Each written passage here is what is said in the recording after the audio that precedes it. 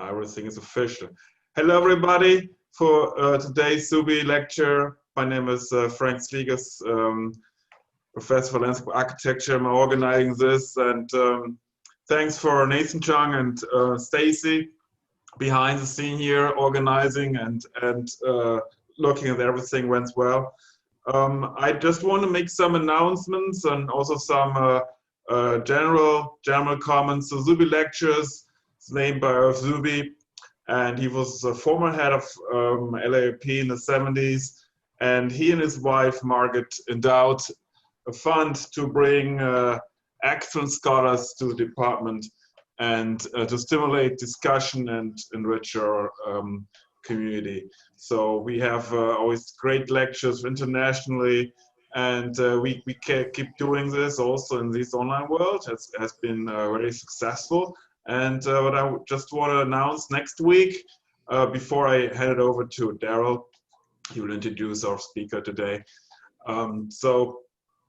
Next week we have actually two lectures. One is on Monday, 4 o'clock.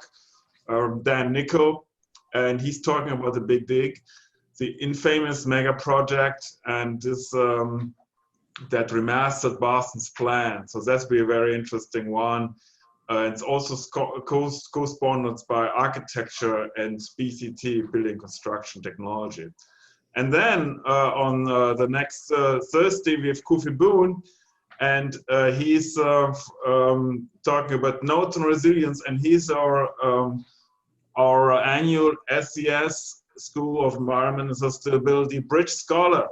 And there's some other activities around it. So please stay tuned and keep joining us. And now I will hand it over to Darryl. All right, well, thank you very much, Frank. I'm Darryl Ramsey Musoff, one of the faculty at LARC in the regional planning portion. I've met Ivis just basically this year. We're both both members of the Planners of Color interest group, and we're both sort of operating mentoring programs. And so it's been very fun to work with her, as well as to share resources. And, you know, in talking with her, she's got like this gang of people that I know. And I was like, I had no idea because they're from University of Illinois, Chicago. So I was just saying to her, it's really great when you can graduate with a cohort and you know people ahead and behind you, because it's kind of like going into a family with this urban planning thing. So let me give you her biography, because she is a well-accomplished young professor. Dr. Ivis Garcia Zambrana is an assistant professor in City and Metropolitan Planning in the University of Utah. Dr. Garcia chairs Planners for Puerto Rico, a group of academic practitioners from ACSP, APA, FEMA, CENTRO, UPR, and Society for Puerto Rican Planners, among others that are collaborating in recovery efforts in Puerto Rico after Hurricane Maria and Irma. She also is involved with the National Puerto Rican Agenda, the Disaster Housing Recovery Coalition of the National Low-Income Housing Coalition, and CENTRO's Idea Kimun. Ooh, did I just mangle that? All of which promote Puerto Rico's recovery. You got to take yourself seriously sometimes and sometimes not. Dr. Garcia has a PhD in urban planning and policy from the University of Illinois at Chicago. So, oh, and one last thing before we let Dr. Garcia take over. Because we got hit with a couple of trolls last week, we're going to go ahead and disable the chat until we get to the Q&A. So when you do have something to say, just raise your hand and we'll go full on, because I don't want our environment to be disrespectful to anyone who's here or just anything like that. I know it's a bit draconian, and I'm sure the faculty are going to talk about it next week, but for this time, let's just hold tight. So with all that, okay, let's get some snaps for Ivis. Oh, thank you so much, Darryl, for such a kind introduction. So I'm going to share my PowerPoint. I hope that everybody can see it. So I have like several different projects in Puerto Rico. As you can probably tell, I'm Puerto Rican. I have been living in the United States for 15 years, although on and off sometimes in Puerto Rico. Like the year that I actually spent in Puerto Rico, so that's like a year ago. After like Hurricane Maria hit Puerto Rico, and we are actually celebrating the 3-year anniversary. I should say that that's no celebration, but it has been 3 years since like Hurricane Maria and also Irma hit Puerto Rico. So that was like September 20 of like 2017. And my family was like very impacted. They're like farmers in the islands. They were like completely devastated. They didn't have like electricity, and this was like all over the islands. So I was personally very distressed, and to be honest, I think that my colleagues let me go to Puerto Rico and do this fellowship, apply for a grant that is like from the university to go to Puerto Rico to do these several like efforts there, because I could not stop crying. So that's kind of like the reason that I got into disaster planning, because like really I'm more like into housing, community development, and public participation. So that's like my specialty. But since this event, I have been very interested, obviously, in the recovery of Puerto Rico. Just like Darryl was mentioning that there's some colleagues from the University of Illinois Chicago. I wanted to show like some pictures here of like some work that I have been doing with some partners in Chicago. I work with the Puerto Rican Agenda, which is like the largest Puerto Rican organization there. And a lot of like diaspora organizations were like actually like helping the island. So I was creating a partnership first of emergency relief, of like sending like food and water. Later on, we figured out that it was better to actually support the businesses there. Something I would have known from the literature if I was like embedded in that, but I wasn't. So it was like really like a learning process. We were collecting funds to build housing. This house that you see here in the picture was completely destroyed, and we actually, I didn't have the picture of the new house, but through the Puerto Rican Agenda funds and the municipality, we were able to like build a home there. Here's like the picture of like in Comerillo, which is like one of the Chicago sister city. There's several sister cities, and the schools, like many places in the United States, they actually have been closing. So these were like actually refurbished to be community centers, community disaster centers, in where they will have like solar power and also like showers and places for people to go. So that's something that has been happening all over the island, and it actually has been helpful now that there has been also earthquakes and there's like COVID. So there's the need of people like sheltering and having use of these actually closed schools.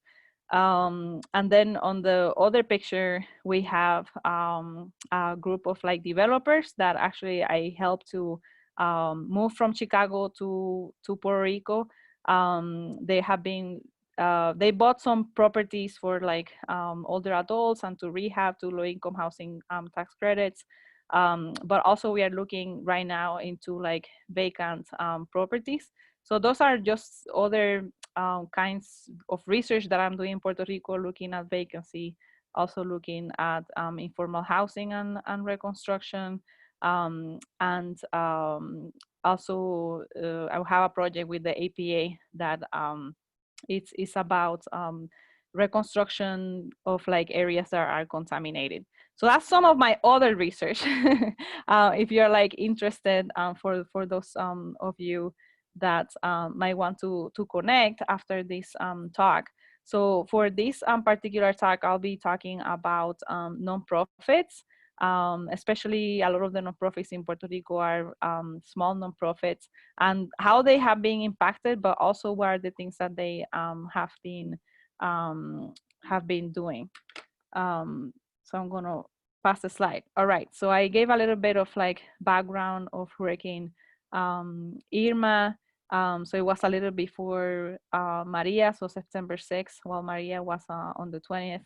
And so the picture that I want you to see here is that already when like Hurricane Maria hit, just like 2 weeks later, people were living in shelters. There was a lot of people without potable water, and already like 1/3 of the population was without electricity. Then when like Hurricane Maria hit, then everybody was without electricity, making it the second largest like blackout in the world. And there was a large percentage of the population that were actually without electricity for 6 months. And at the 1 year mark, everybody like was able to get electricity. But just think about these like nonprofits having to give more services in that scenario. And the Hurricane Irma, it has been like the third costliest storm in the United States after Katrina and Harvey. But in terms of like the CDBG DR funds, it actually has been the largest that it has been ever been given. So it's like $18.1 billion. In terms of the death toll, it's kind of like debatable. There was like not that many direct deaths, but because we have like an older population, and electricity was like off for so long, a lot of people had comorbidities or like other health conditions that actually like they deteriorated very quickly, and there was a lot of deaths, closer to 3,000, but again debatable like how many. So we are going to be talking about nonprofits because they are very important for community planning. A lot of these funds, like the CDBG DR funds, they're expected that they will go to nonprofits and local nonprofits. Nonprofits are really like key actors in like long-term disaster recovery. So think about all those organizations that go to like when any place experiences a disaster, but they don't stay there long term. So these like organizations are there to stay, and all the actors and all the people that work there. So you want them to become more capable of dealing with disasters in the future, which is like one of the ideas. So you want to like increase also their capacity now, but in the future. But one question is like, do they have like actually the capacity to provide recovery services? And we wanted to know like what affects recovery capacity of nonprofits after disasters.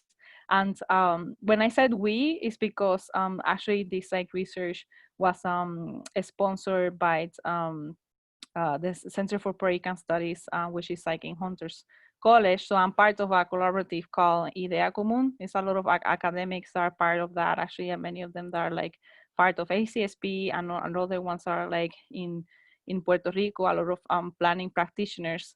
And we wanted to, well, we did give a lot of workshops to nonprofits about all kinds of things.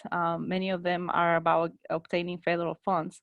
But this is like one of the main reasons for doing this research. So the research is like quantitative and qualitative. I'm personally a qualitative researcher, but for this, like we did some surveys that actually we hired some students here at the University of Utah to analyze. And this was done over the phone. And it was like a random sample. So we just collected the list of nonprofits, and then we had like 68% response rate, which was like really, really good. And in terms of screening, we wanted someone who was either the executive director of the organization or a board member. And it was a survey of about 20 questions. So these are all the questions, but basically they're like in 3 buckets. So it was like looking at the organization itself, looking at their capacity, And in terms of capacity, we really concentrated in the number of like grants that they receive. And then we look at questions about networking and them connecting to other nonprofits, to governments, and so on, as that's also important for being able to obtain funds and know of like some particular opportunities.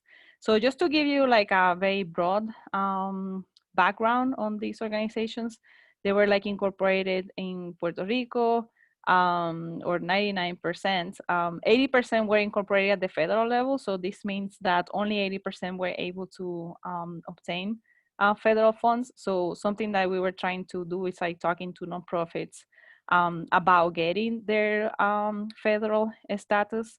99% have a board. They were established on average or in 1996. The median number of employees is 5. So that's why the title of this presentation is about small nonprofits in particular.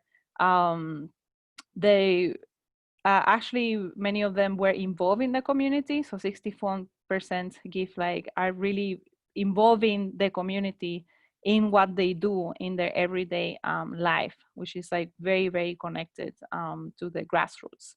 And there's like 78 municipalities in the island, and we actually got surveys from 46 municipalities.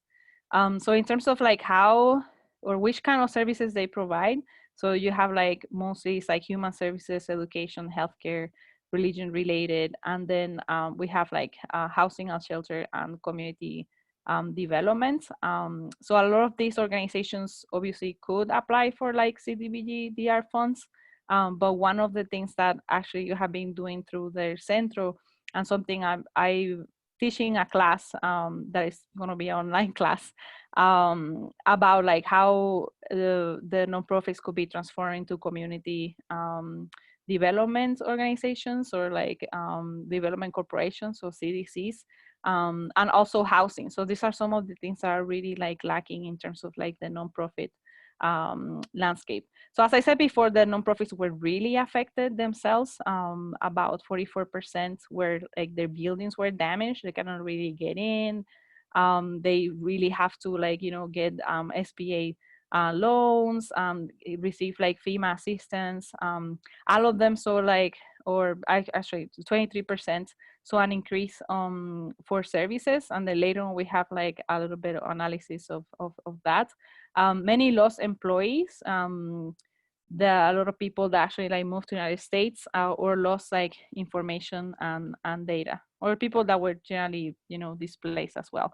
And we did the qualitative research. So in each one of these like 3 categories, I will be sharing some quotes from people.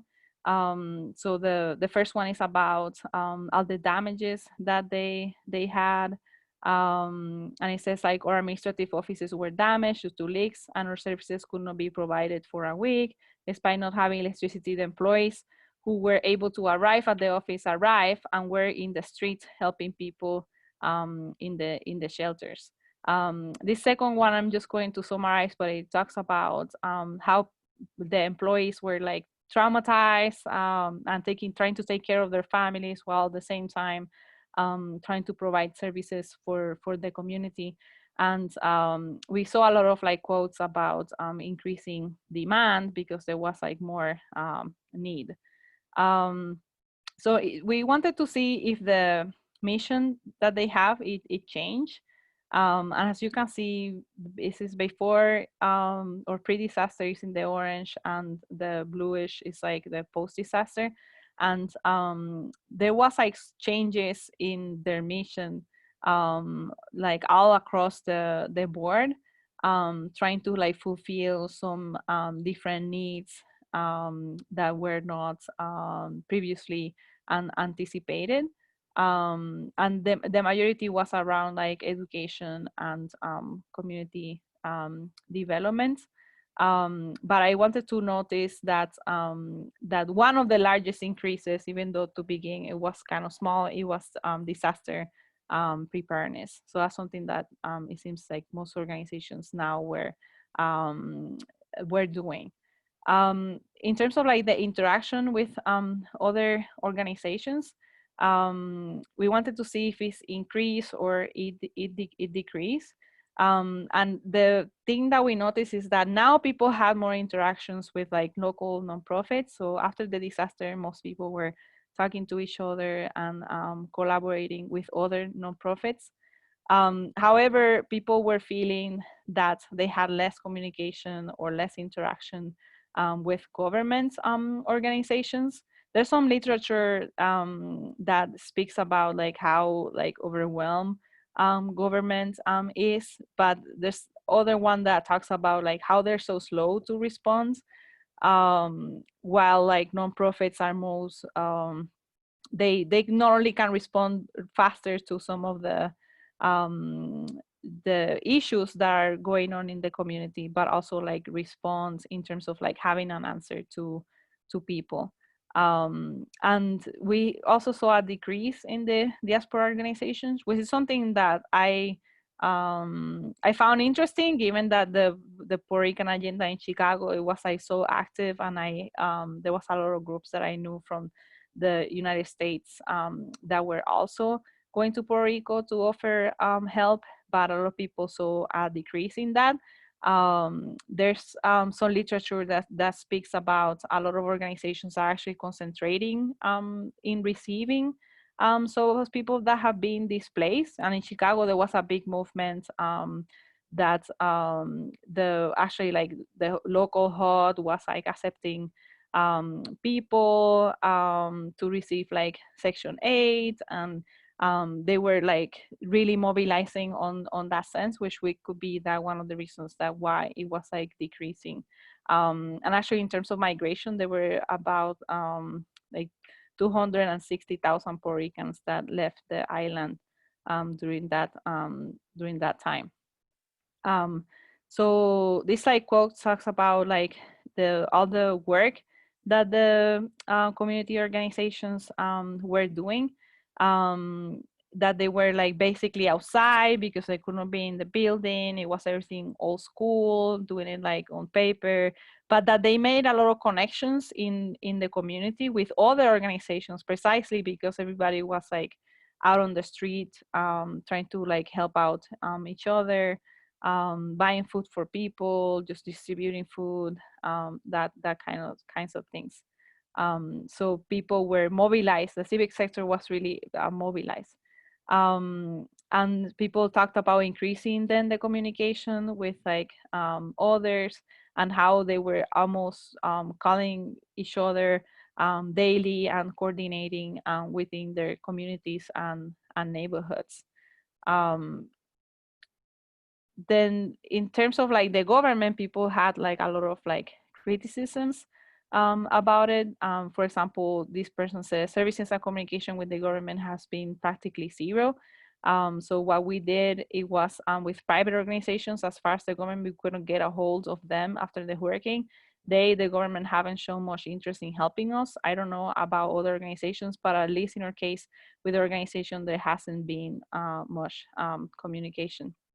And this is like a similar quote. My personal position in regard to how the government has handled disaster is that they're obviously handled very poorly. They haven't been a government that involves stakeholders in making decisions of how to use funds, which is essentially essential in improving the situation deeply, not just cosmetically. So there was a lot of like also complaints about not being transparent with the federal funds. And if you know about also Puerto Rico is in a fiscal crisis.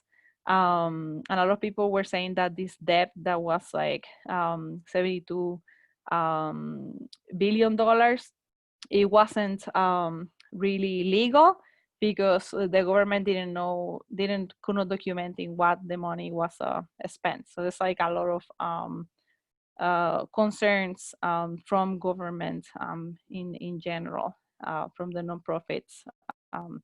So in terms of like the knowledge, so we wanted to see how much they knew about particular sources of funding. And again, we are using this to be able to like give like webinars and offer like technical assistance. In general, you can see that the majority of people might have known about us, about a particular grant, but they haven't applied. So it kind of like demonstrates that maybe like some of the workshops need to be more like hands-on or more like technical assistance. And many people haven't heard about many of these funds. As you can see, obviously FEMA and SBA were kind of like the most popular ones. We wanted to know like how people learn about, you know, these grant opportunities or these like different webinars that were offered. And so the majority of people, it was like through like news and like social media, or just searching on their own. There's also like the FEMA Disaster Recovery Center, which has a lot of information, particularly about FEMA, but they might have like other information as well. So people, about 13% use of that. I was particularly interested about this one in terms of like the hearing from other nonprofit organizations about opportunities. And obviously this idea of like social media and how people were like sharing this information. In comparison, only 4% heard about these opportunities from local or their state agency. We also wanted to see what people would like to see more in terms of like their what they need. So a lot of people, this one they could select everything really. And the one that says more funding, actually we added that later. We didn't ask about more funding because people keep saying other more funding. So that's not, I think that if we ask about more funding, 100% of people will say, yes, we need more funding. But they need more information, technical assistance for project, training in recovery issues, and being able to have social networking and access to data. So this is like on their own words. There are a lot of things that we need: great knowledge in how to receive funds from the government. There are a lot of funding given to improve the community development, etc. But the process to get the funds is very long and it requires a lot. I will also say that here in Puerto Rico, we need more courses specialized in teaching program management. There are a lot of people here who work in construction or as workers who will have an interest in growing, but that don't have the knowledge in program management. I also want to mention that we did like another survey that it was like on what people knew and to do like continuing education. So it was on individual basis as opposed to nonprofit or organizational basis. And we found that there's like a lot of gap between knowing about all these federal processes and disaster. So Puerto Rico hasn't had like a disaster like this in modern history. And it's not something that is like taught in schools, or there's like there's no programs for this kind of like learning. So it feels like everybody's like learning about disaster recovery, and also like how to obtain these funds. So we asked about where did they go for the networking, and there was a lot of like local organizations that were mentioned over and over and again. The workshops that they put together, and there was like some non-local ones, so which you might be more familiar with, like Hispanic Federation and Enterprise, Neighbor Works, Unidos por Puerto Rico, and the Center for Puerto Rican Studies. But many of the people were not really going to these workshops or networking. So it's like actually about 75% of them, they were not. Only a smaller percentage were like more connected, which means that they were the ones like, again, getting the technical assistance and learning about these like different federal funds. Some quotes here. It says many of the organizations have contacted us to do trainings and work together. The networks are there to help and prepare and train people so they can respond quickly and effectively to whichever issue comes up. So a lot of what happened is that a lot of these organizations started to do collaborative grants. and also thinking about doing collaborations for community planning. So in Puerto Rico, the Foundation for Puerto Rico was given the planning funds. So there's like 27 different programs in the action plan, and planning has their own sources of funds. And there was like more collaboration as like, you know, Foundation for Puerto Rico also providing technical assistance for community plans. And so at the same time, people were a little bit hesitant to collaborate with others, especially people that might be from the outside. So a person expressed, we know that it's a reality that there are a lot of people with bad intentions. They are seeing a big opportunity to make profit out of a disaster. And we are aware of this. We are working with the best alliances we can, but we have to keep our eyes open on who we are making deals with. I'm just gonna leave it at that, but there's like a study that it was done for the Center of New Economy in Puerto Rico that basically shows that 90% of all the federal funds go to organizations in the outside of Puerto Rico. So they're the majority getting like many of these federal contracts and opportunities, and then going to the island. So a lot of the local nonprofits actually like see that there's a lot of interest from the outside, just to be able to capitalize on it. At least that's what they see it, the way they see it, without having like a true partnership. So we also look at like the funds that they receive before the disaster, and the majority were getting like donations from members, which obviously during the time of crisis, these like funds really decrease. Some got like donations from private entities, but this money that is like from central government here is mostly, we're looking at anything that has to do with like federal funds, because they're usually like allocated to the central government, and then the nonprofits might actually request for those funds. So we can see that to begin with, there was not a lot of funding that actually came from federal funds. The organizations that we said, the majority are small. As you can see, the majority are like 100 to like 100K to like 500K in any given year. And then we did an analysis, it's like a negative binomial regression, in order to look at capacity in terms of like defining it aside the grants that people receive. And I'm going to skip a little bit on this like methodology, and I just wanted to get to the conclusion here in terms of like the numbers that people receive. So for those that were located within San Juan, they were like 0.9 more likely to receive grants. A lot of that in terms of like the qualitative research is that people there are actually like networking a lot more. They're like closer to each other. So the majority of the population is in the metro area. And in terms of the interaction with other nonprofits, they were more likely to receive 1.2 more grants. If they knew like people in government or federal agencies and interacting with them, it was the same, 1.2 grants. If they attended conferences on workshops, 1.2 more likely to have grants.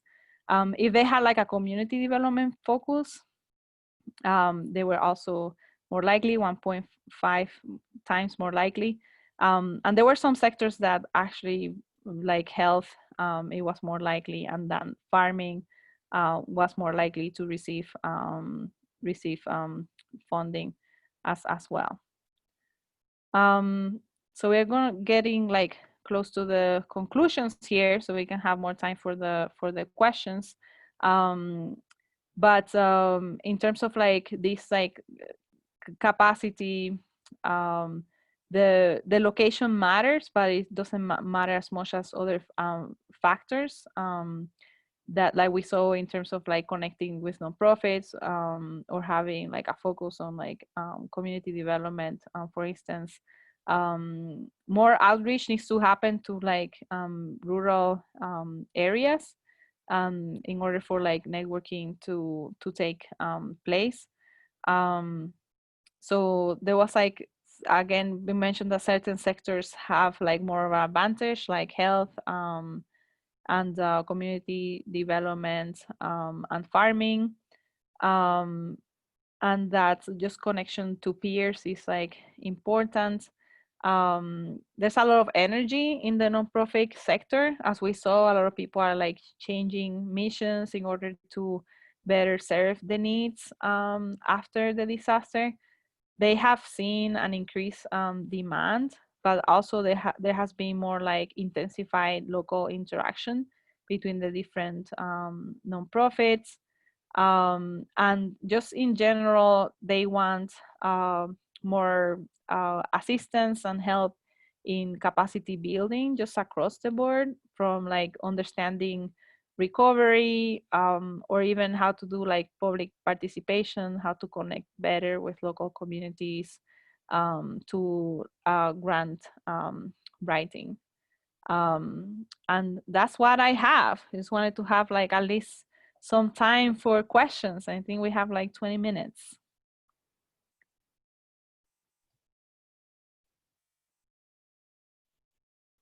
Well, I think everyone can get some snaps up as Mark is leading the way for our guest speaker. If you have questions, throw your hands up in the air, wave them like you just don't care.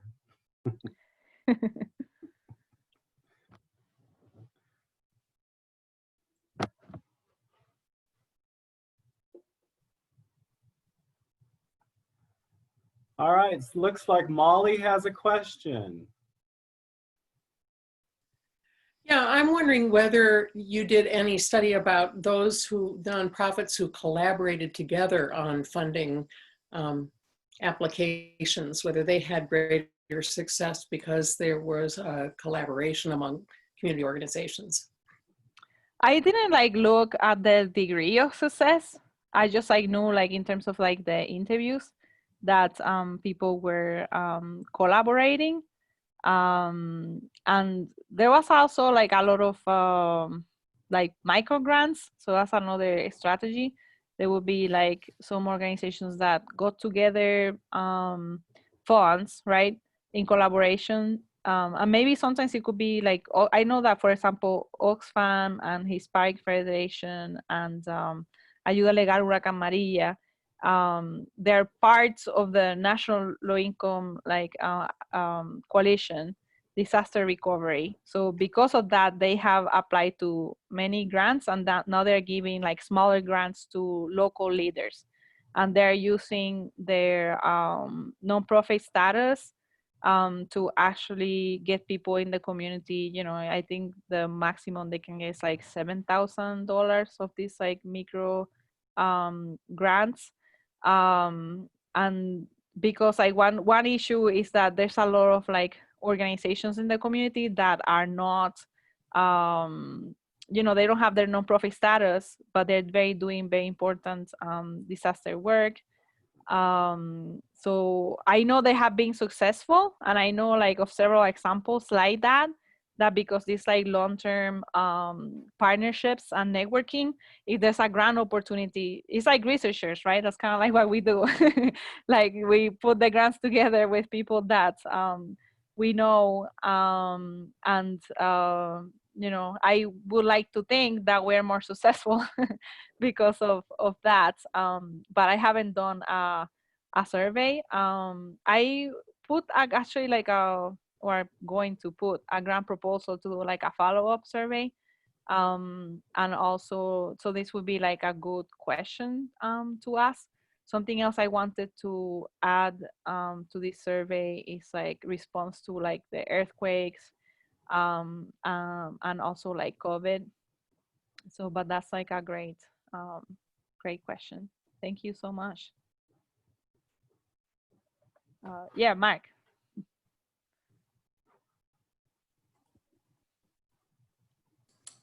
Hi, thank you.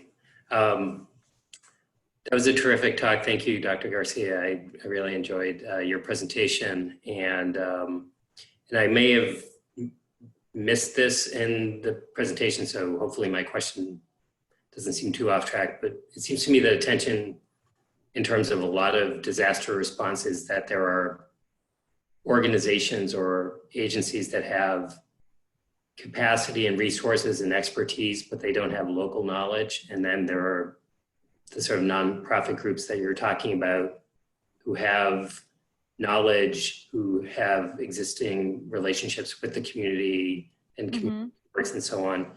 And is there any way to kind of create a sort of mandate that any sort of outside agency that's receiving funding has to partner with local organizations to ensure that there's going to be some process of community engagement and some, so I don't know if that can be sort of built into funding mechanisms to sort of ensure that it's not a kind of top-down approach or people coming in who don't really have any existing relationships. So I'm wondering. Yeah. So there's, you know, with the federal funds, it's very hard to do anything that is different at the local level. So I haven't like investigated that. But in looking at other kinds of policies, it's hard to yeah, put restrictions like that. However,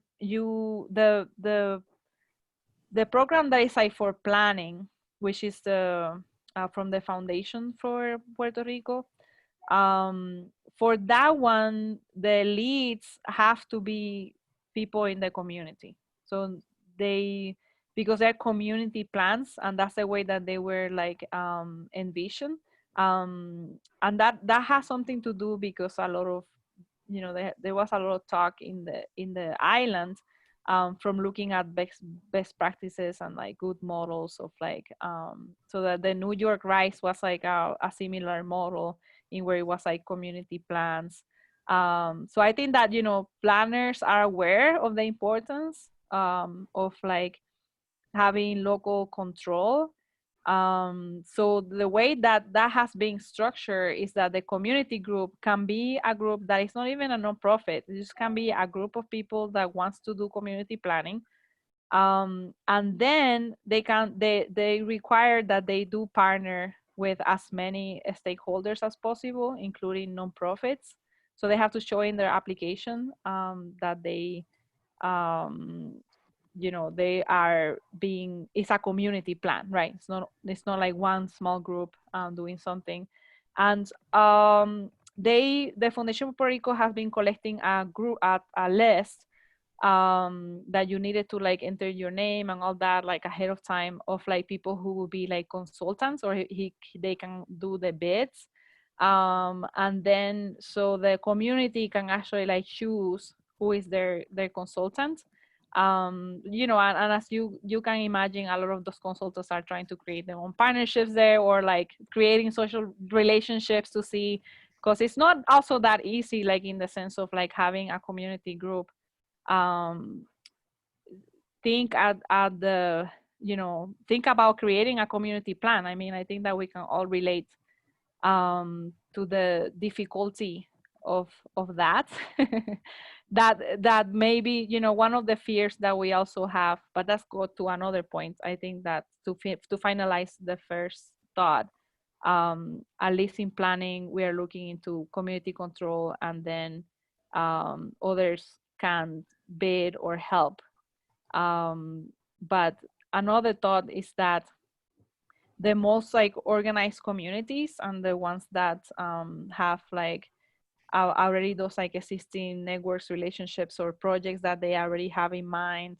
The example I was giving about the vacant property, there's a lot of people who have been like already doing a lot of work on that in particular areas in the islands. So they're very likely to get a project, right? And they already have like, one of the reasons also there might be a lot of connections with the university. So the university, especially the planning department there, and the people who live in San Juan, they're going to have more connections to be able to do these things. The people that live in rural areas that are far away from the university, they're going to have less opportunities, right? So we are in a way also structuring through the community planning these like inequalities, because like, do you choose like the communities that are you know, at the top level? Do you choose the communities that are in more need, or you let the communities to say, we want the plans, right? We are creating the plans. And that's kind of like some of the things that the Foundation for Puerto Rico have been struggling. So it's like they have to actually go and like talk to communities and trying to encourage them. But sometimes, you know, with some communities, it's like the community control part is going to be a challenge. Thank you. And we do have a question in the chat. Oh, okay. So so I will read the question from Isabel Santos. He says like, which other countries or places has your organization used for outreach and with research, and how are community members going together to build educational facilities on the local level as well? It sounds like it is on an upwards process and creating a lot of mobility. I'm not sure if I understand this like second part. So in terms of like I'm part of many different groups. So you know, when I see like an organization, like I working with different ones. So it's like the Chicago Puerto Rican Agenda, the Center for Puerto Rican Studies, Planners for Puerto Rico. But this research was sponsored by the Center for Puerto Rican Studies. So they have been like organizing classes and courses. Right now there's a lot of like webinars, but the idea is that they will give like certifications to people. So they're looking for funds also to make it so it's like almost free to be able to take these like courses in order to like just offer classes that are important. For example, like there's a class somebody's preparing on like housing development, because like not that many people are applying for the low-income housing tax credit, right? You can like combine with like other federal funds. As I said, I was developing a class on like just how to concentrate your nonprofit on be in a particular neighborhood or community or community development corporation. So some of the things that we're doing, but that's mostly in Puerto Rico. So we don't have like any outreach anywhere else really, just in Puerto Rico. But Idea Común, which is like that group, is supported by the Center for Puerto Rican Studies through their funding until now, and their students are the ones like helping, and the Hunter College. So that research center is doing something that they haven't done before. So I hope that kind of answers your question. I wasn't too sure about the second part of it. Maybe you like to clarify. I can unmute the person if you want. Yeah, that'd be helpful. Hi, Isabel. Oh, you can unmute Isabel if you want, or type the question. I think that a lot of this is very systematic with the way, you know, like intergroups are kind of have been oppressed throughout history. And I think that, you know, you make a good point about that a lot of people will go into an area and then try to like do damage reconstruction, and not like if they're not living there or don't have like a connection to the community, it's harder, it's more difficult, or there's different, you know, areas or community organizations that like you have to figure out the funds and the, you know, priorities of. Yes. So that's why it's so important that the local nonprofits then get the capacity in order for them to get the funds. So part of like what I have been trying to say is that there's definitely a gap, right? There's a gap there in knowledge and the ability to get those funds. But you know, in terms of like talking about Puerto Rico and the nonprofit sector, for in Puerto Rico, the government is like pretty big, and it's a lot of people like live in poverty. So it's like 50% of people live in poverty. We still have like tons of like public housing. We have a lot of informality. So Puerto Rico looks like very different that the United States. And as you were talking about systemic issues, right? So I think that makes it even more challenging because to begin with, there's not a big professional class also like that, or you know, like planners and people with like degrees that or that many connections to universities, right? So it's like that does help also to recovery because you can have that technical expertise, and we as planners have a role that we can provide a technical expertise, and of course we can be advocates, right, of like lower income communities and communities that exactly know what they need, but they actually need like a way to articulate it in the technical manner that you need for these proposals. However, a lot of the planners there, I think that they might consider themselves as advocate planners, right? And the University of Puerto Rico is doing tremendous work, but they are super overextended. So just imagine that you're the only, UMass Amherst is the only university, like, you know, miles and miles and miles, and all the faculty are like the ones that are the technical experts that are going to apply for these grants. It is very hard. Yeah. And I think that there was like one more comment. Is this Mark? I don't know if you wanted to say your comment. How does the hand raising work? Sorry, I had a question for a couple of minutes. Yes. Yeah, thank you for your talk. And I think it's kind of striking that like the budget that nonprofits have and like government organization.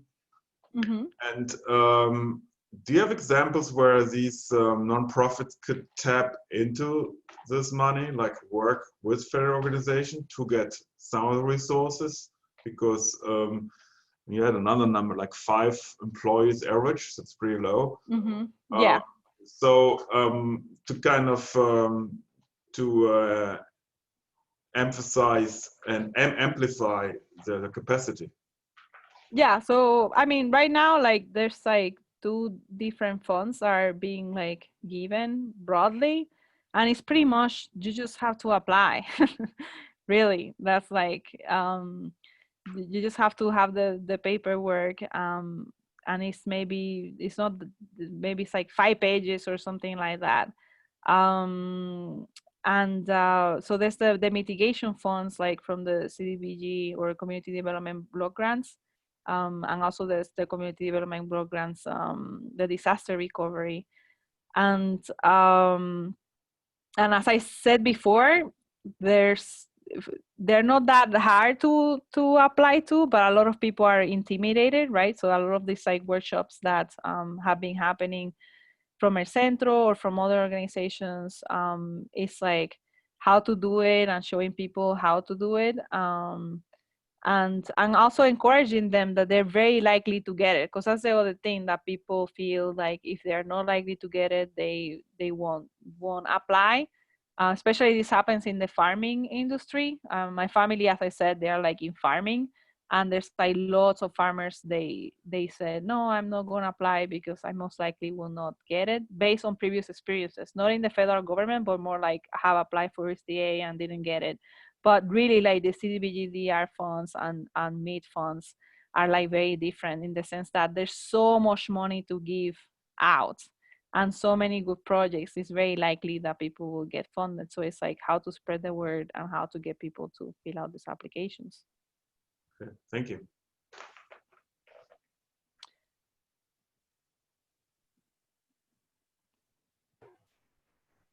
So I don't think that's any more. Well, I have one for you. Oh, okay. Yes. So since I'm kind of a slight numbers person, so what year did you do your survey in? This is 2019. So it was Maria, kind of, it is kind of almost a year and a half, I would say. okay, so and Maria and Irma happened in 2016, right? Yeah, 2017. Yeah. So is there a way September. that you could go and, because I know that you did like a large survey and then you did the 20 with your interviews to Yeah. look at their fiscal capacity over time, meaning looking at their 990 tax form, like from 2015, looking at it now, and then maybe a year or two later to see, have they diversified anyway? No, I was looking in the 990s, and maybe that's the last time it was done. Is that what you're saying, like in 2015? Because after that, that program wasn't funded anymore. That you get like No. data. Since they're nonprofits, they have to file a tax return, and in the tax return, they tell usually who their biggest funders were, or at least what their annual budgets were. And so another question would be now, since you've had Maria and Irma and these big disasters, did they expand or did these natural disasters winnow out weaker nonprofits? Yeah. Well, that seems like a very interesting analysis. I only had the list of nonprofits. I do not have the 990s. I was looking at, there was a database and I cannot remember now, but I think that they stopped collecting that data. But you can look at the old data because that was, I don't remember, it was years back. It wasn't that long ago. So you actually can look at the 990s, even if it's 5 years ago or whatever it is, and then look at that and also compare it with the report that they gave for that year. But that's a great recommendation. I haven't thought about that. Thank you, Darryl. Well, follow the money. Follow the money. Follow the money, yes. and you know, I imagine that a lot of nonprofit organizations also went under, but I didn't do that analysis. And also a lot of nonprofits were created too. That came up mostly in the interviews. But the thing is, since you have that sample of everyone you randomly called, you can just call again. Do you still exist? Right, yes. That's gonna be the other paper. All right, well, we know some students who need work. Oh, all right, you know, wonderful, wonderful. Thank you so much. Frank, you want to close it down? Boys. Yep, thank you. Thank you, Darryl. So thanks again, Ivis, for your great talk. Are you hearing me? Yes, yes. yes. Yeah, okay, because Mark is doing like. Oh yeah, and thanks, Mark, for the recommendation of Robert yeah, thank you. And yeah, please everybody stay tuned for the next week too. And thanks, Ivis, for your great talk. Hope I see you in person soon. Oh yes. Oh well, it's like great to meet you all, and soon I hope to see you soon. Yes. Great. Thank you a lot to offer. Bye-bye. Bye. Bye, everybody. Thank you very much. Stop the recording. You see, Nathan, that wasn't so bad.